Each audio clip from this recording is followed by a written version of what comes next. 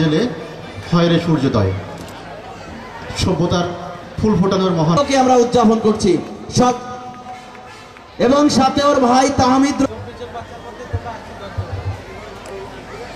আমাদের যে শিক্ষার্থীদের অনুভব করে শ্রদ্ধাবান ও একনিষ্ঠ ব্যক্তি সেই বিতাড়িত শয়তান থেকে আল্লাহর নিকট আশ্রয় প্রার্থনা করছি।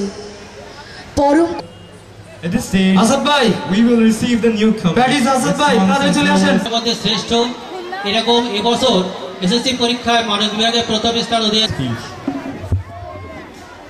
আসসালামু আলাইকুম। শিক্ষক পরিবার প্রধান মোহাম্মদ আমিনুল ইসলাম টুকু ও